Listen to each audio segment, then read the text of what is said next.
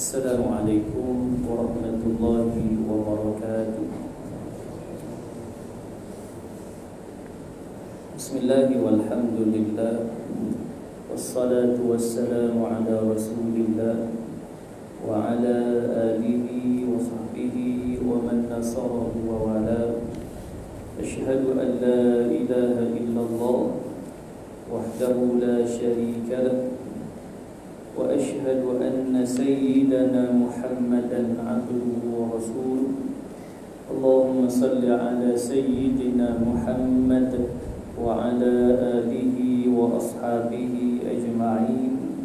Rabbi shrah li sadri wa yassir li amri wahlul 'uqdatam min lisani yafqahu qawli.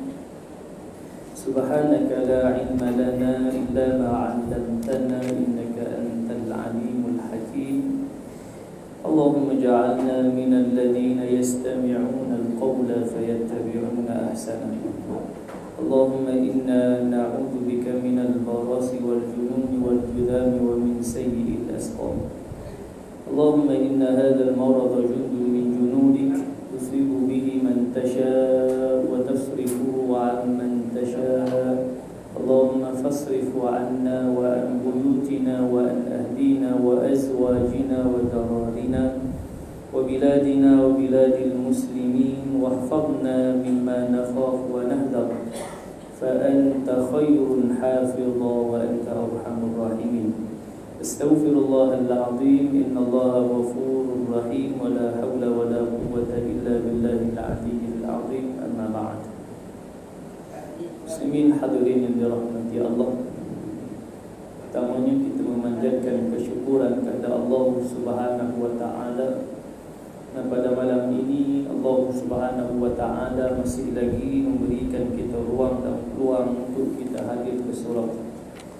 Dan insya-Allah ruang masa maghrib isya kita pada malam ini kita akan meneruskan pengajian kitab Aqidatul Najim.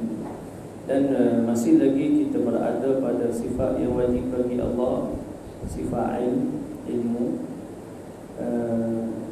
Cuma sambungan ini boleh jadi yang akhirlah, iaitu menjelaskan tentang ta'alluq ilmu. Dan kita akan menyambung pada muka surat yang ke-30. Muka surat 30 itu baris yang ke-12 dari atas. Bakal bahawasanya. Baik, kita sambung ni dalam riwayat menjelaskan tentang jumlah makhluk. Dia tak sebut dalam jumlah angka berapa bilion tersebutlah. Cuma kita akan baca menurut apa yang tertulis dalam kitab ni menurut riwayat. Unsur seperunsur atau 1/10. Sekian-sekian. Baik, kita akan sambung ni. Sebelum itu marilah kita membuka majlis ilmu kita dengan bacaan umum kitab Al-Fatihah. A'udzu billahi minasyaitonir rajim. Bismillahirrahmanirrahim. Alhamdulillahi rabbil alamin. Ar-Rahmanir Rahim. Maliki yaumiddin. Iyyaka na'budu wa iyyaka nasta'in. Ihdinas siratal mustaqim. Siratal ladzina an'amta 'alaihim ghairil maghdubi 'alaihim waladdallin.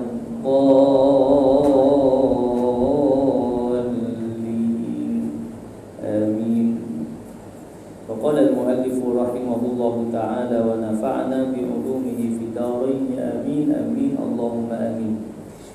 Maka bahawasanya berkata Sun Haji dalam Kanzul Asrar, dalam kitabnya Kanzul Asrar, bahawasanya segala anak Adam, manusia, satu unsur, iaitu 1/10. Anak Adam ni 1/10 jin. Maksud seorang anak Adam disebut 10 jin. Kalau 1 juta, 10 juta itulah. Dia tak bagi jumlah yang tepatlah secara nisbah.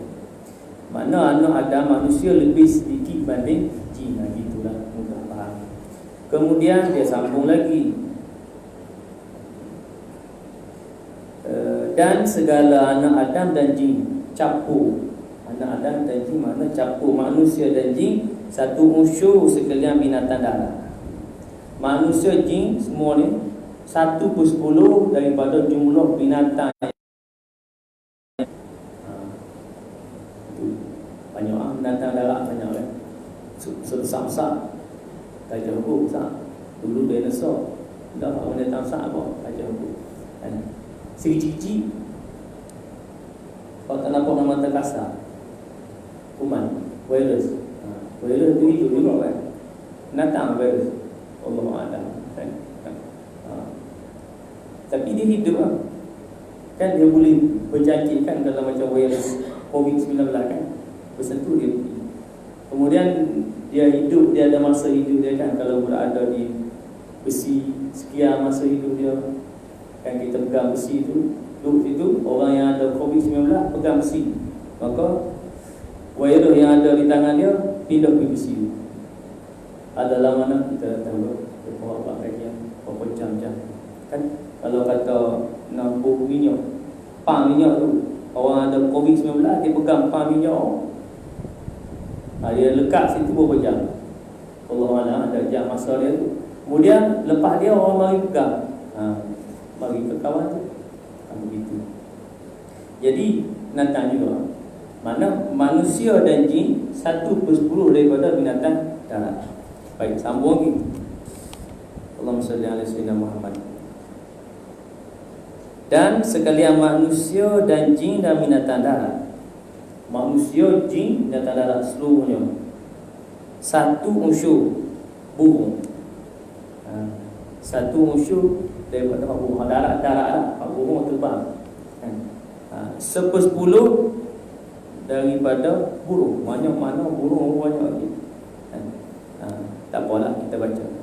Dan sekaliannya itu termasuk dengan burung, manusia, jin, binatang darat, burung, satu unsur haiwan yang di dalam laut.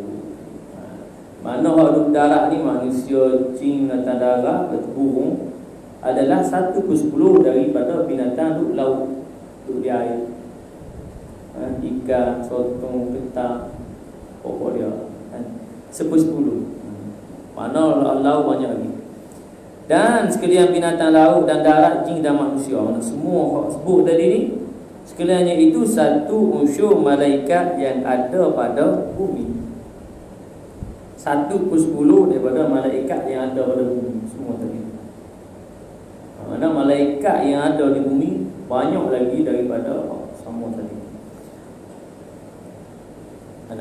Ada bumi. Kemudian dan dihimpunkan sekaliannya yang tersebut itu, masuklah malaikat bumi, daripada segala dia ulang balik, daripada segala jin dan manusia dan binatang laut dan darat dan sekalian malaikat yang ada di bumi. Itu satu unsur malaikat yang ada pada langit yang pertama. Semua tadi ni 1/10 daripada malaikat yang ada di langit pertama. Ini yang bagi riwayat daripada kitab Kanzul Asrar lah, kita baca. Dan sekalian yang tersebut itu satu unsur malaikat yang ada pada langit yang kedua. Semua termasuk langit pertama, 1/10 pada langit yang kedua. Dari langit kedua tu banyak.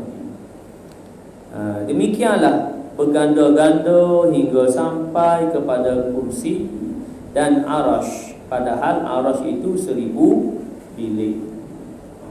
Arash tu ada 1000 bilik. Maka jikalau dihimpunkan sekalian malaikat yang dalam 7 petal langit itu, dan malaikat yang pada bumi, dan sekalian binatang laut dan daratnya, satu unsur daripada malaikat yang 1 bilik. Daripada 1000 tadi, semua yang tadi itu 1/10 daripada malaikat yang ada pada 1 bilik.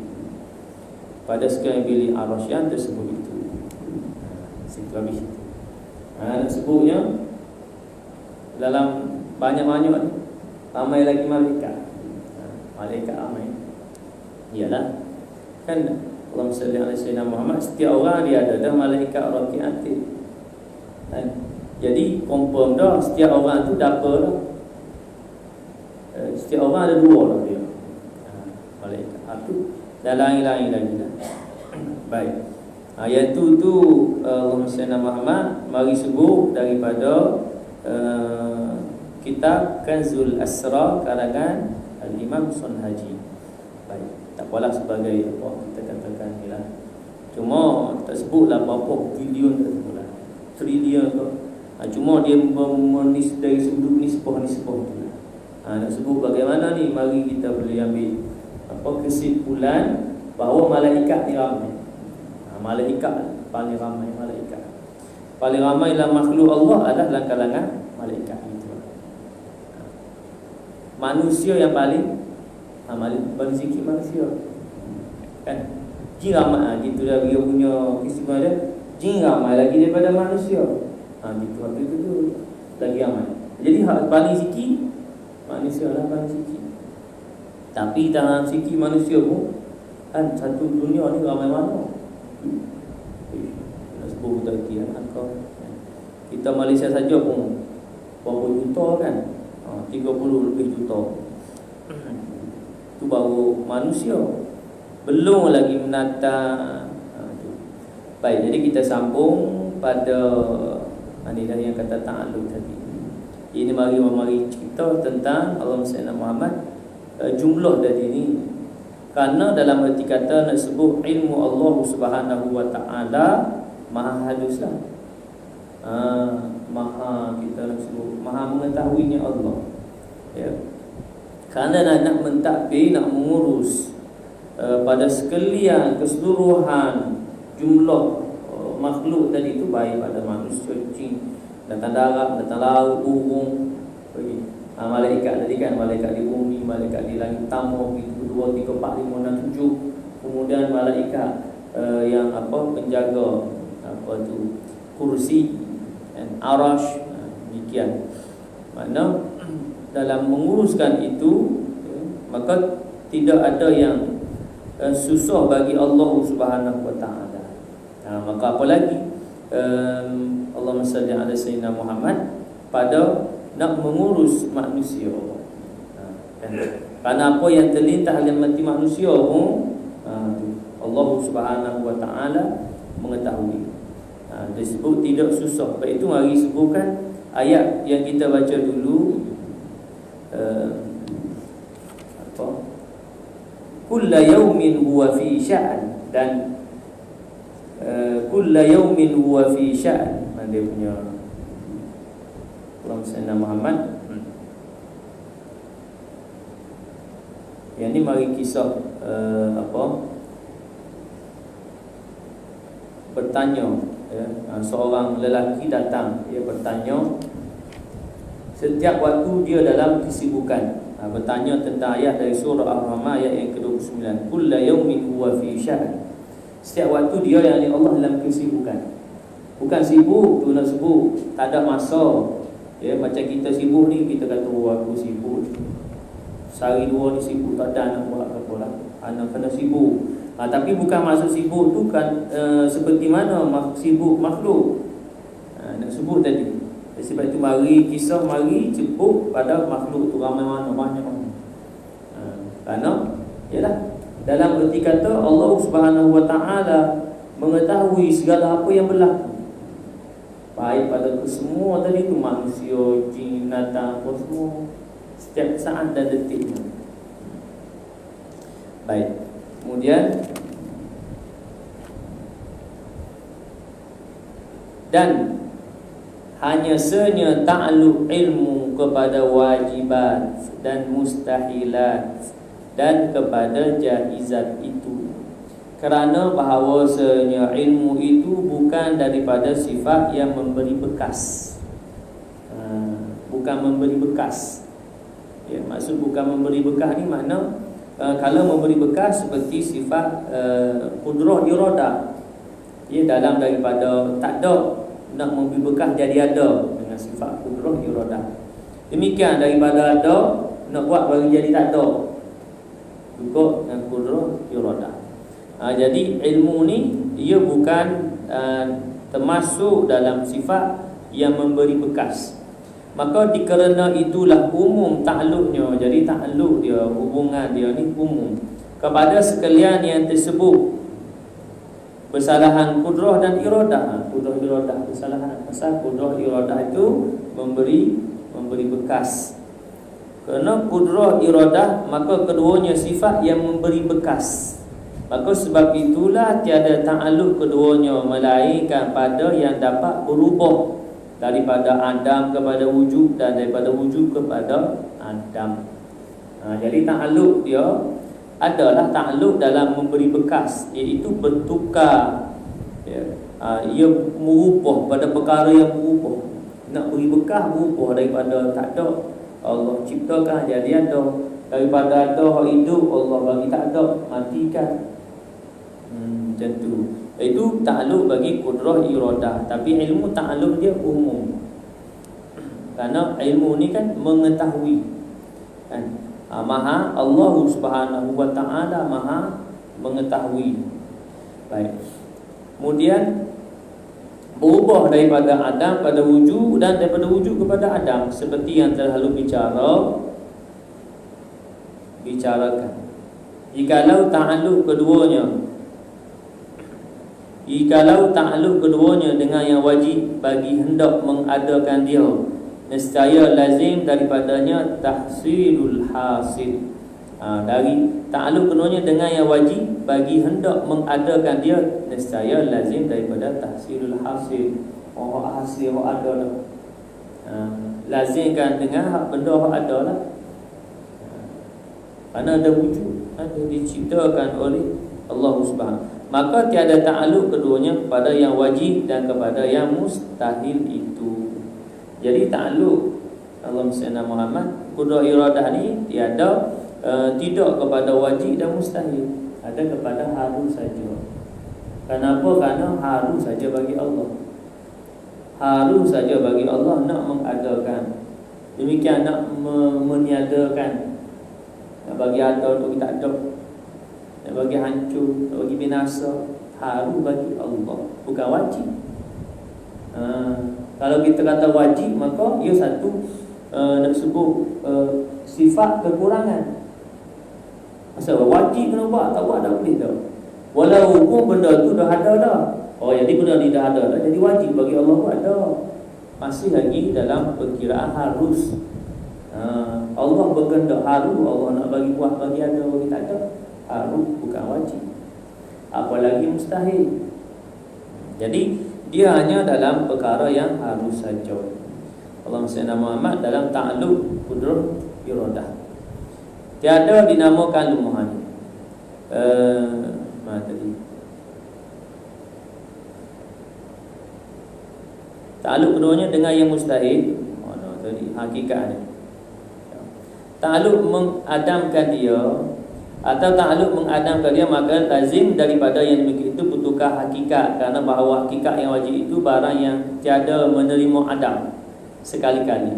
Dan jika ta'alluq keduanya dengan yang mustahil, maka memberi bekas mengadakan dia, maka lazim daripada yang demikian itu bertukar hakikat. Kerana bahawa hakikat mustahil itu barang yang tiada menerima wujud sekali-kali. Atau ta'alluq dengan mengadamkan dia, maka lazim jadi tahsil hasil, maka tiada ta'alluq keduanya kepada yang wajib dan kepada yang mustahil itu. Tiada dinamakan lemah yang demikian itu kerana bukan dorongannya. Jadi tiada dinamakan lemah pada keadaan tidak kepada benda wajib, dan juga tidak ta'alluq dia ke wajib dan juga mustahil. Tidak dinamakan lemah. Malah kalau ta'alluq pada wajib dan juga mustahil, maka ia boleh dinamakan lemah. Macam makhluk kita ada wajib, benda wajib kita kena buat, perintah-perintah Allah wajib. Ada benda yang dilarang, larangan-larangan. Ada memang wajib kita buat, walaupun dia bukan datang daripada kewajipan syariat tu. Maksud macam kewajipan syariat tu, sembahyang, puasa, makan, minum. Wajib. Kalau tak makan dan minum, maksud kita kata, wah aku tak perlu makan, tak perlu minum. Wah, boleh. Pasal dengan makan minumlah dapat meneruskan kehidupan, beri tenaga, beri energi. Kita kata energi, tenaga. Nak semayang, kena tenaga. Kalau tak ada tenaga, tak makan 3 hari tak makan, minum air 3 hari tak minum air, baik. Kalau tak percaya, try buat. Puasa sehari pun, puasa tu daripada terbit fajar ke terbenam matahari pun puasa rumah dah. Kalau 3 hari, ada orang nak mogok lapar 3 hari, try tengok mogok lapar 3 hari, tengok mana lapar 3 hari, lembek. Tu kerana apa kita nak sebut sifat makhluk. Mana ada, walaupun kita kata mu nak makan apa, mu tak si makan tak apa, cuma nak sebut wajib tu nanti kata kalau tak makan akan menyebabkan mudarat, boleh bawa kepada mati. Makna wajib kita makan. Baru dari sudut makan, banyak lagi lah benda-benda lain yang wajib pada kita. Jadi dengan wajib tadi menyatakan bahawa pada sisi makhluk ni lemah. Dengan ada perkara yang wajib dia kena buat. Wajib kena makan, macam-macam lagi lah yang lain dalam kehidupan, baik manusia, baik binatang semua. Kan? Wajib makan ni kita kata wajib semua umum lah, semua. Binatang darat, binatang laut. Kalau kita belum binatang, tak bagi makan, tak apa. Binatang ni tak payah makan. Tak perlu makan. Ada binatang tak payah makan. Ada lah tu. Patung lah. Patung apa? Patung kucing ke? Patung kucing kita dah ni. Binatang ni aku tak payah makan. Memang ada patung nak makan. Apa ni nak hidup? Yang ada hayat kehidupan yang Allah beri. Jadi bila disebutkan ta'alluq tu kepada wajib dan mustahil, maka dinamakan dia ada sifat lemah. Pasal wajib, tak kenapa. Tu. Baik. Jadi pada makhluk ya memang ada pasal makhluk ni lemah. Memang kena makan, kena segala lah yang kena tu. Bila tak makan boleh mudarat, boleh mati dan sebagainya. Baik, maka sampai situ selesailah kita membicarakan sifat yang wajib bagi Allah, sifat ilmu. Maka hak situ nak cerita tentang ta'alluq ilmu. Baik, jadi kita terus kepada sifat yang wajib bagi Allah, ya, sifat yang keempat daripada sifat ma'ani, iaitu hayat. Dan kata musannif, wal hayatu wa hiya la tata'allaqu bi syai'in. Dia nak sebut artinya, dan yang keempat daripada sifat ma'ani itu hayat, artinya hidup yang tiada dengan nyawa, tiada dengan nyawa, dan tiada dengan nafas, dan tiada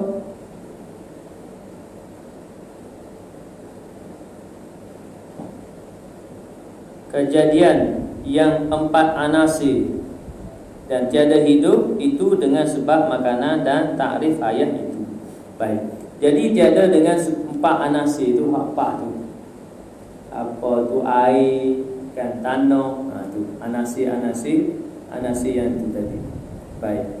Unsur 4 anasir yang disebut pada apa nama, dan tiada mizaj. Mizaj itu kejadian yang 4 anasir tadi. Baik. Jadi kita terus kepada dia sifatun wujudiyatun tusahhihu liman qamat bihil idrak. Artinya iaitu sifat yang wujudiyah yang mengesahkan dia, yakni sifat itu bagi orang yang berdiri ia dengan dia, yakni dengan orang itu akan idrak. Artinya bahawa bersifat ia dengan sifat idrak yang iaitu ilmu dan sama dan basar.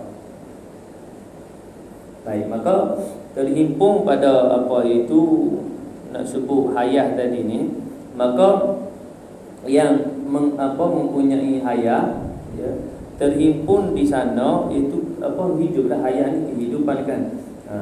Maka dalam kehidupan, dalam al-hayah tadi ni terhimpun dia ilmu sama basar. Dan seumpama sifat idrak itu yang lain daripada segala sifat yang disyaratkan pada akal wujud hayat seperti qudrah dan iradah. Dan itu syarat akli pada sekalian sifat ma'ani lazim daripada ketiadaan sifat ma'ani, dan tiada lazim daripada wujudnya ada sekalian sifat ma'ani, dan ketiadaannya pada hak yang baharu. Dan ada pun pada hak Allah, maka lazim daripada wujudnya ada sekalian sifat ma'ani, kerana sifat Allah itu tiada bercerai setengahnya daripada setengah, dan tiada bercerai daripada zat. Baik, maka sifatul wujudiyah, sifat yang wujud, yang berdiri dia, mengesahkan dia berdiri dia dengan dia, bukan dia berdiri nak sebut berasingan dah. Dan tidak bercerai, yang disebut tadi itu tidak bercerai dalam antara sifat-sifat tadi ini, tidak bercerai setengahnya, kemudian tidak juga bercerai daripada zat. Itu sifat Allahumma salli ala Muhammad, hayah tadi. Kemudian disebutkan di sini juga bahawa hayah tadi ini bukan dengan nyawa, hidup yang tiada dengan nyawa. Macam makhluk, semua makhluk ini dengan nyawa, ruh tu kan. Cabut ruh tak ada nyawa, yang disebut mati lah. Kita mana makhluk ni, manusia apa mana makhluk, hidup ni kerana Allah beri hayat, Allah tiupkan ruh tu. Allah tiupkan ruh. Ayat dari surah As-Sajdah, ayat ke-berapa tu, yang mana Allah sebut bahawa Allah menjadikan, kita mari dia kena tengok ayat orang nampak ada dunia. Baik, ayat dari surah As-Sajdah, thumma ja'alna naslahu min sulalatin min ma'in mahin thumma sawwahu wa nafakha fihi min ruhihi wa ja'ala as-sam'a wal absara wal af'idah. Maksudnya Allah Subhanahu wa taala meniupkan ruh. Meniupkan ruh tu barulah yang disebut bahawa Allah beri hayat kepada makhluk manusia lah. Khusus hayat tu mari cipta manusia.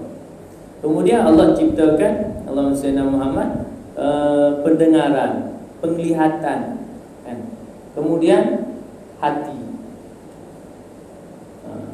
iaitu fungsi utama lah, ya, fungsi utama itu dalam nak mendapatkan ilmu, nak dapat ilmu tu penglihatan, pendengaran dan hati lah, qalb, qulub atau fuad, yang nak faham tu kan. Dia kata ilmu fis sudur, di dada. Fis sudur tu pada tu fuad atau qalb. Jadi itu kita nak sebut bahawa makhluk ini Allah tiupkan ruh, sawwahu wa nafakha fihi min ruhihi. Allah tiup ruh barulah hidup. Kemudian Allah cabut ruh melalui malaikat Israel, cabut ruh, mati. Tak ada dah habis dah fungsi segala tubuh jasad, kaku tak ada boleh keluar apa. Jadi jasad itu tak ada beri manfaat dah, kena diurus jenazah. Jasad tu dipanggil jenazah, diurus, dimandikan, dikapankan, disembahyangkan dan dikebumikan.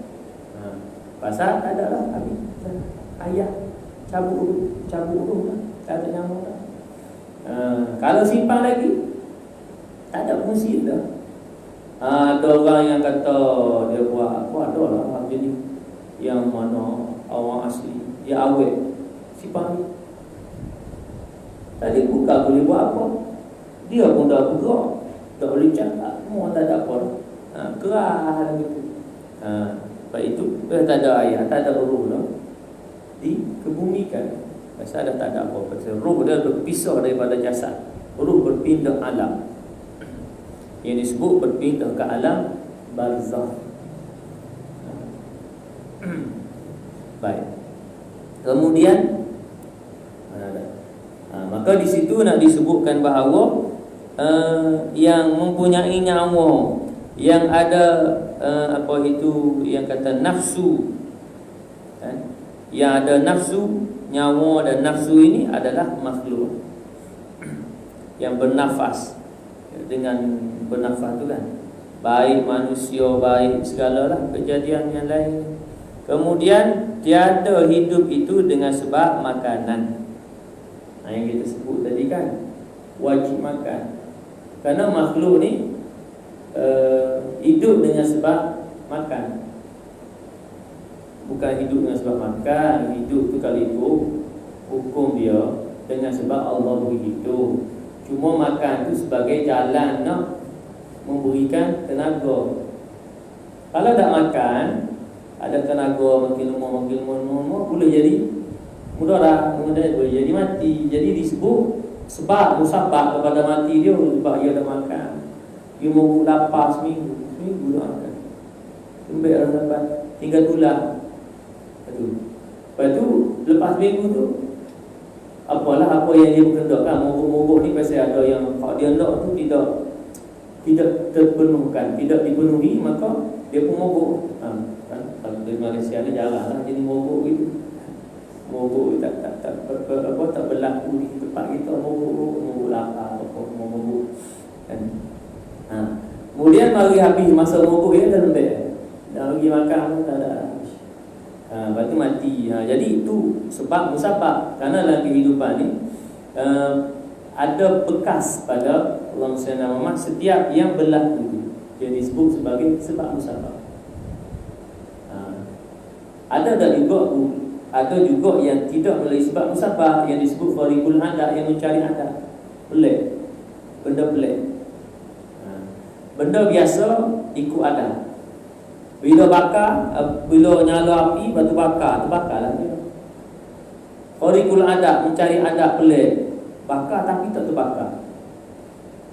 Jadi api tidak memberi bekas dengan membakar, kerana Allah berkehendak agar api itu tidak memberi bekas membakar. Seperti mana Namrus membakar Nabi Allah Ibrahim alaihissalam. Dalam api yang besar, marah.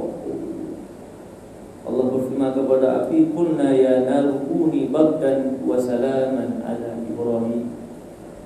Wahai apimu jadi sejuklah. Wahai api ni panas, membakar. Qulna ya naru kuni bardan, wahai api jadi sejuk. Wa salaman ala Ibrahim, dengan sejuk dari itu beri selamat kepada Nabi Ibrahim. Tu. Jadi tapi khariqul adat ni nanti kita akan bertemu dalam perkara khariqul adat dalam perbahasan Allah SWT Muhammad berkaitan dengan nanti kita akan masuk menceritakan tentang Nabi dan Rasul, sifat yang wajib bagi Nabi. Kemudian perkara khariqul adat yang Allah punya kepada Nabi, mukjizat irhas, kemudian diceritakan bersama dalam bahagian tersebut perkara khariqul adat, mencari adat yang lain-lain, haramah, ma'unah, istidraj dan lain-lain. Perkara pelik-pelik yang berlaku dalam dunia, ia berlaku bila mana Allah berkehendak agar dia berlaku, baik kepada orang Islam dan juga kepada orang bukan Islam, kerana Allah berkehendak demikian. Jadi kebanyakannya bila mari ada sebab.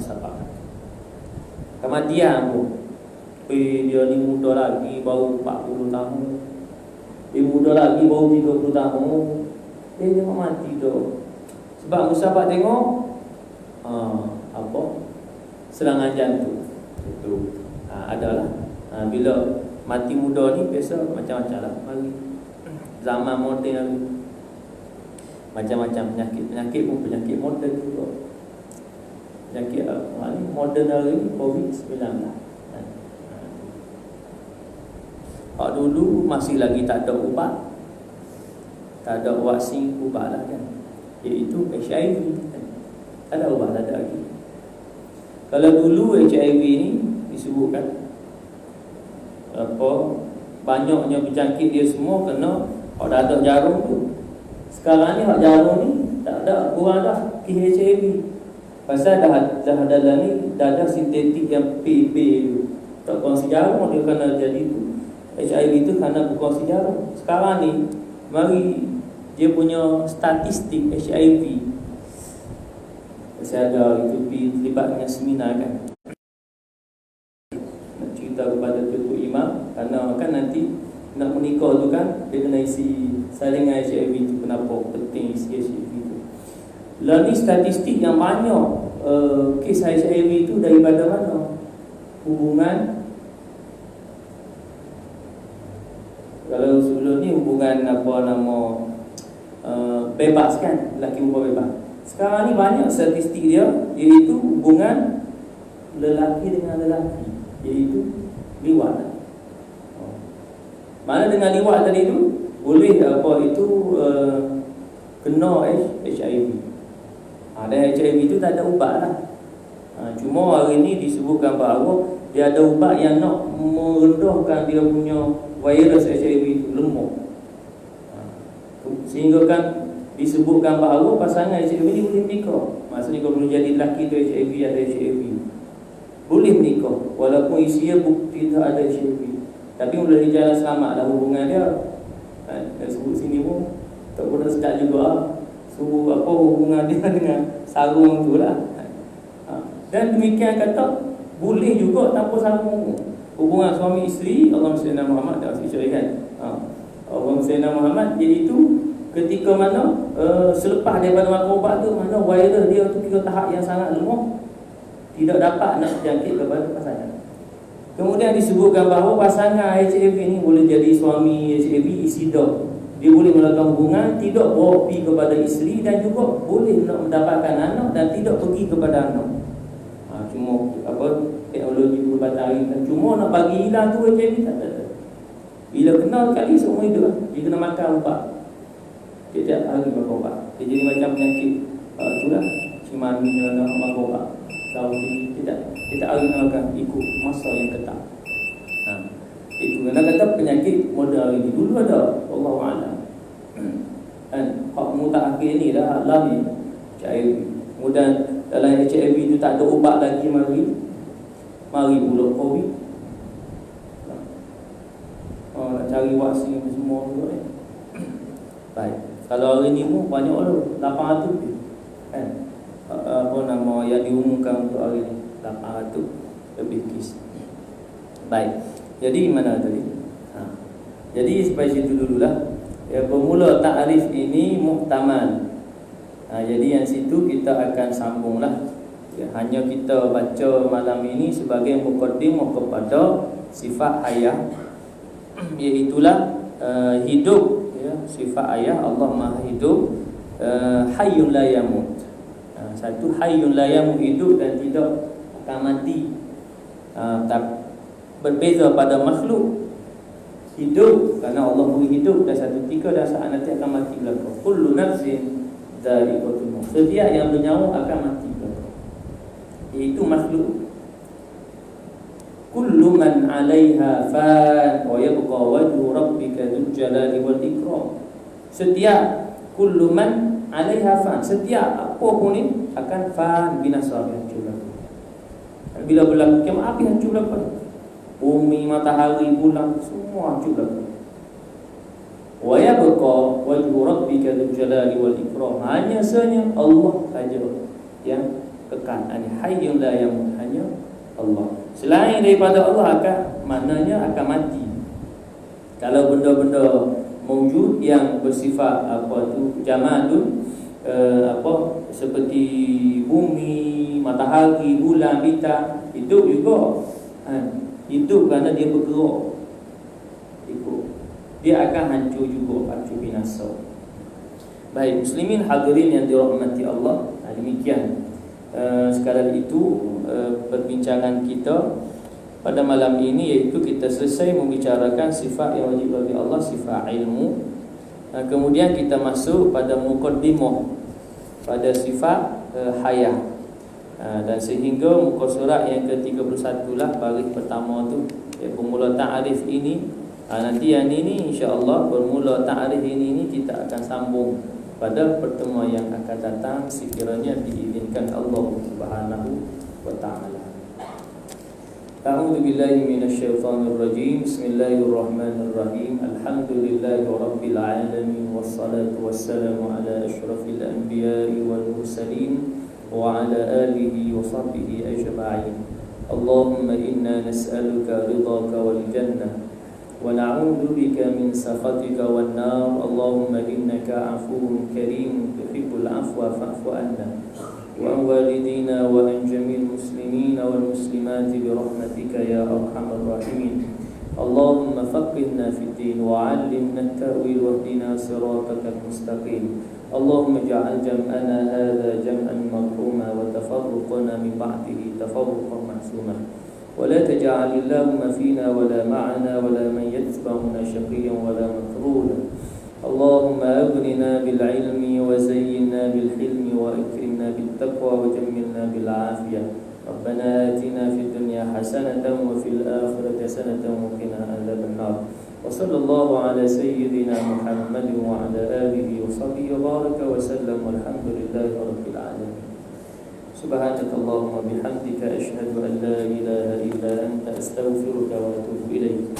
بسم الله الرحمن الرحيم. والعصر إن الإنسان لفي خسر إلا الذين آمنوا وعملوا الصالحات وتواصوا بالحق وتواصوا بالصبر.